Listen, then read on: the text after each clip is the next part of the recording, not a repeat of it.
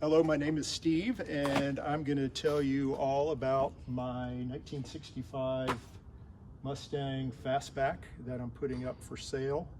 And this might be a little bit disjointed. There's a lot of things I want to talk about, so it's not going to be in any particular order.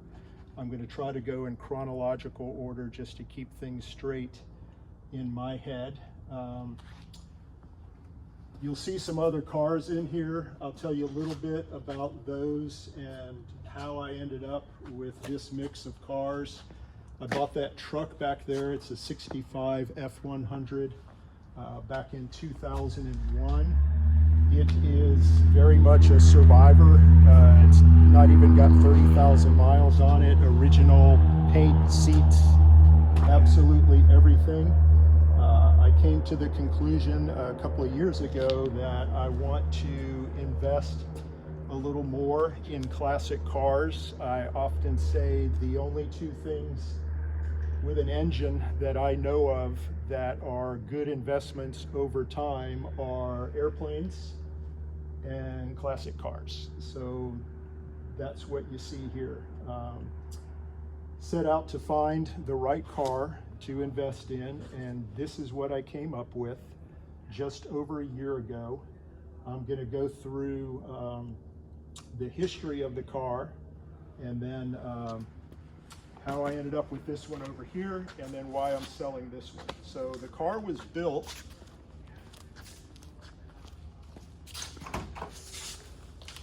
the date on the door, it's a 10K. So if you look that up, K is October. And so the build date for the car itself was October the 10th, 1964.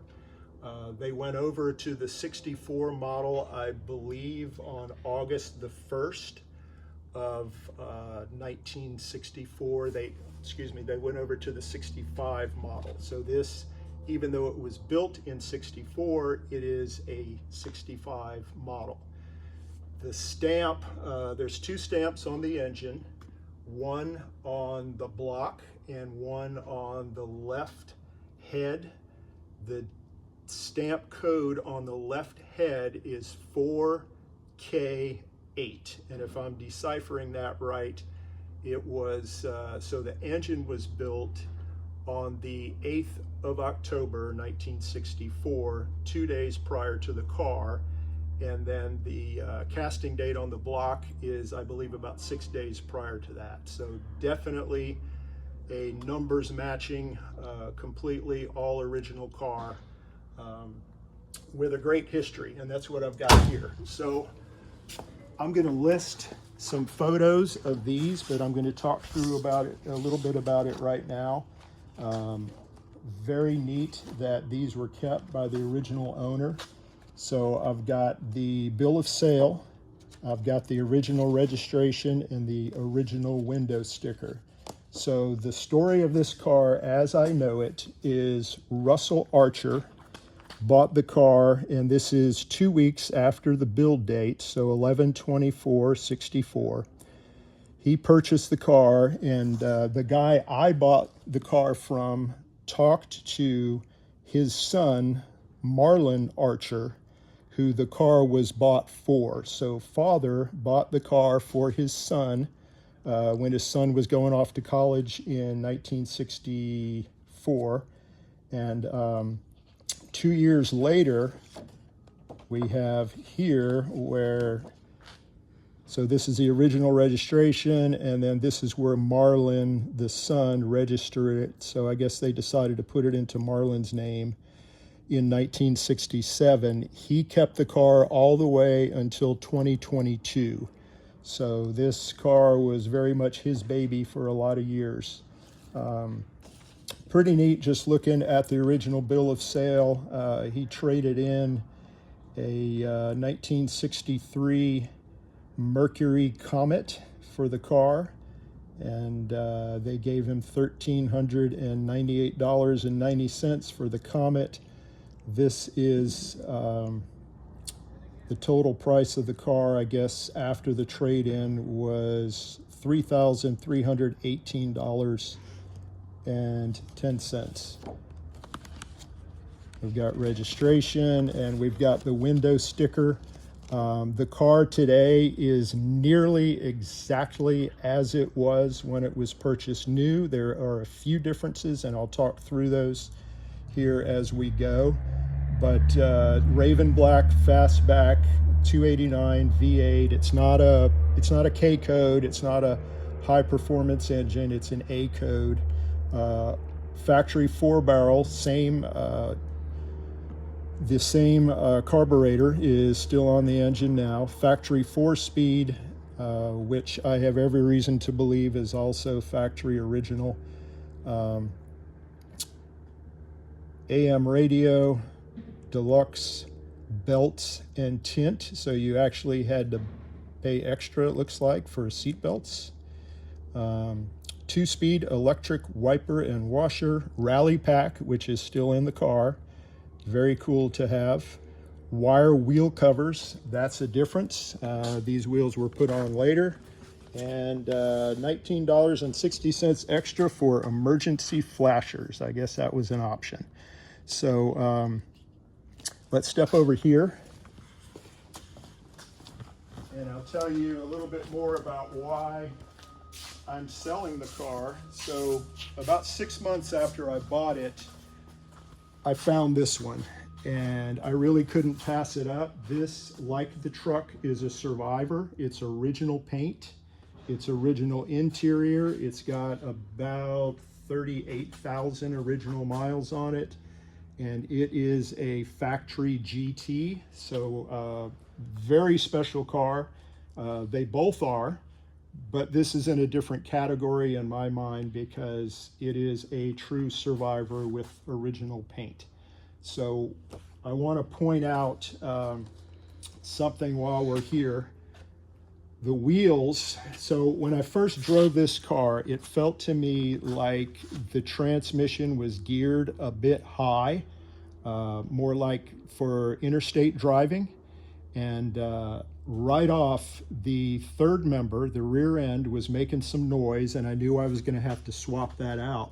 So when I swapped it out, I went with a slightly different gear ratio. The original gear ratio that came in the car is a 3-0. So every time the drive shaft turns around 3 times, the wheel turns around 1 time. I went to 355 gears, and it drives much better. And it wasn't until I was looking at the two cars side by side that I noticed what's going on there and why it felt like it was more geared for the highway.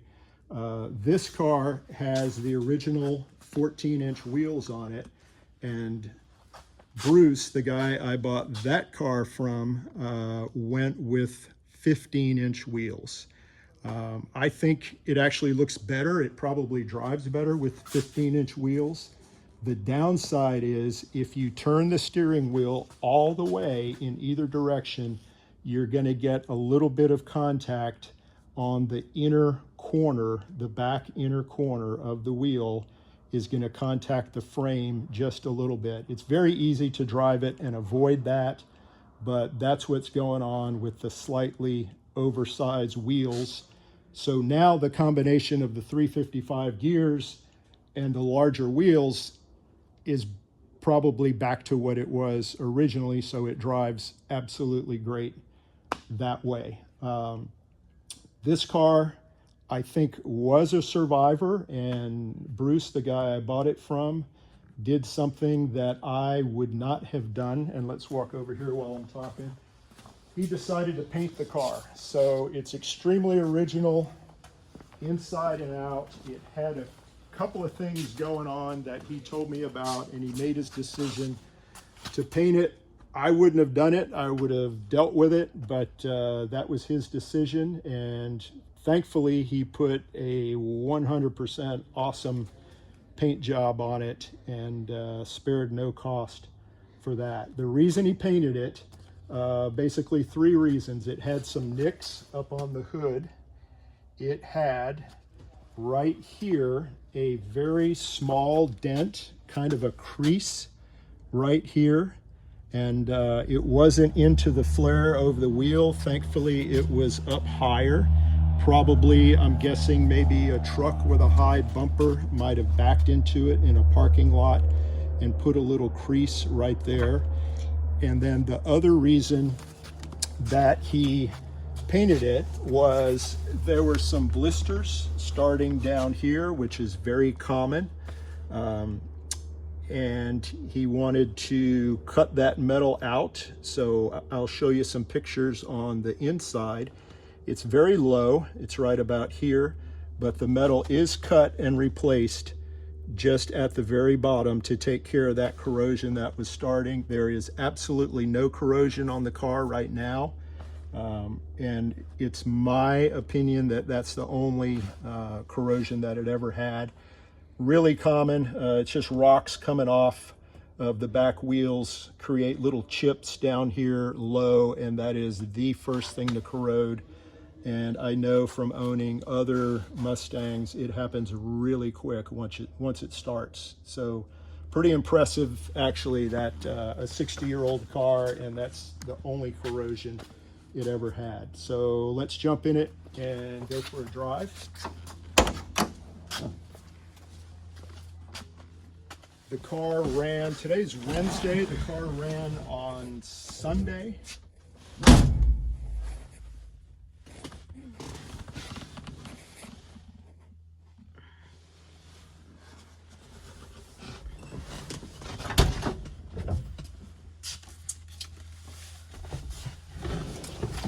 I wanted to grab this. This is a treasure trove of receipts and registrations through the years, and it shows the ownership and pretty good record of the mileage on the car through the years.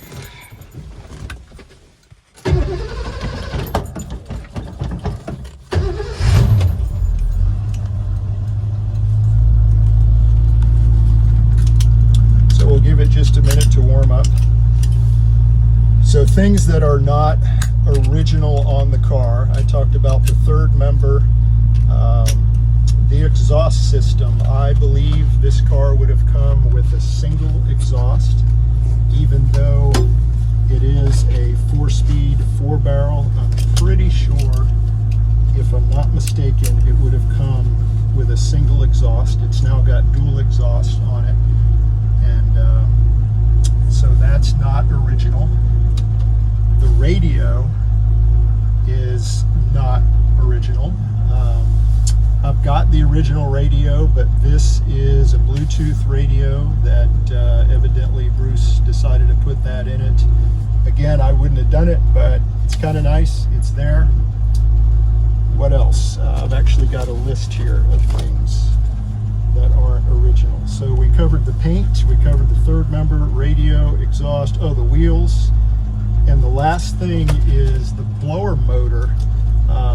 This should be a 2-stage blower motor for the heater and defog, and it's only a single speed, and I'm not sure why that is, but evidently it was swapped out with a single speed motor. So we're going to drive over, we're at an airport here, we're going to drive across the runway, and I'll open up the hood in the trunk and show you the car a little bit more.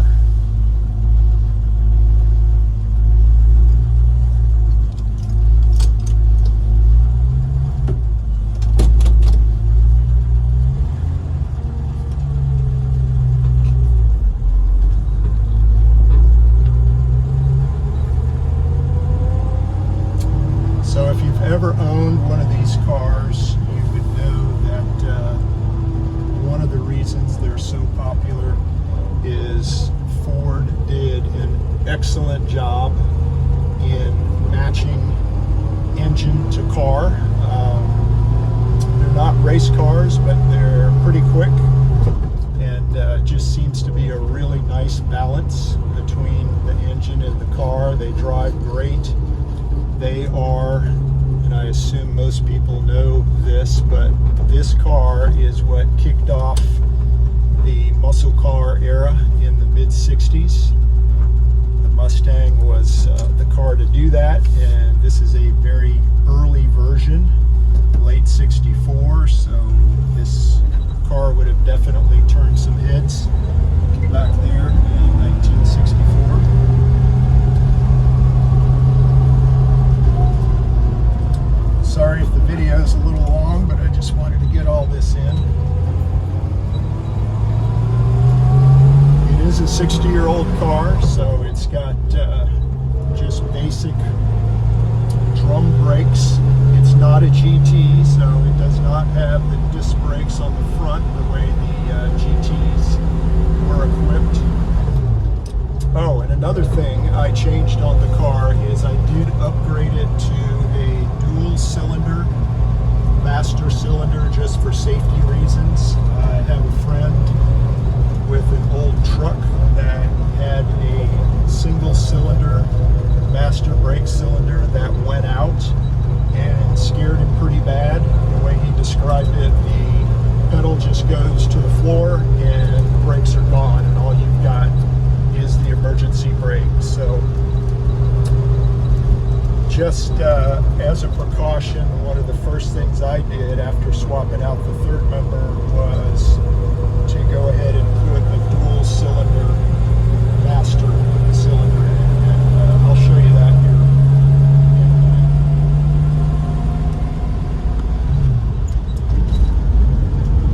So everything with the car is just right.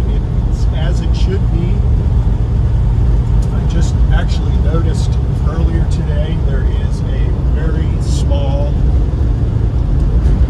nick in the window, in the windscreen right here. You can see it better when we're in the sun. So I'm just going to bring it to a stop, show you the braking. It brakes fine. It's drum brakes, but it brakes just fine.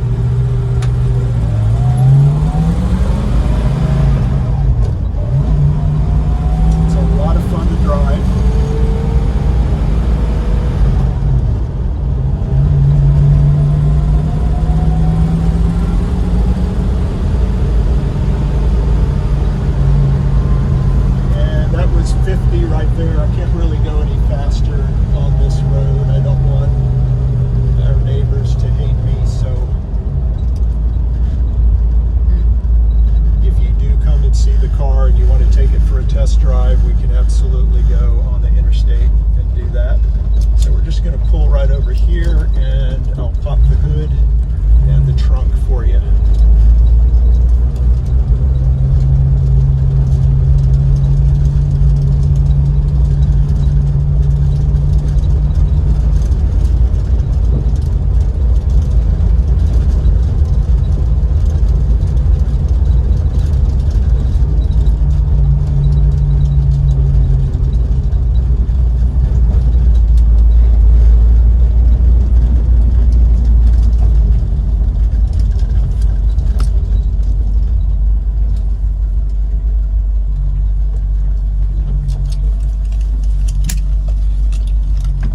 Try to make this quick. Just leave the door open.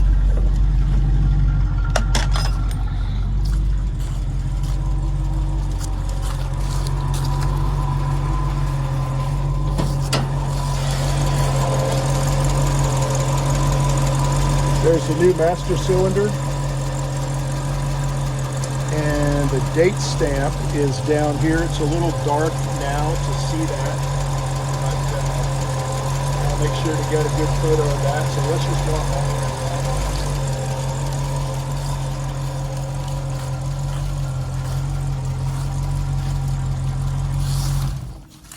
in. I'll pop the trunk for you.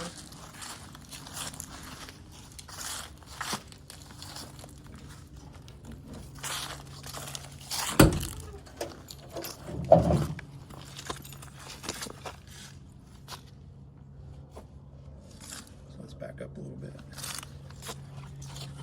All right, so there it is.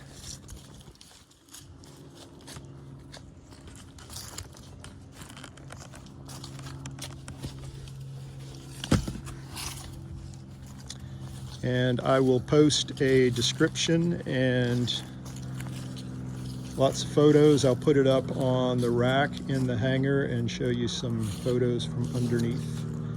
Thanks for watching. Have a good day.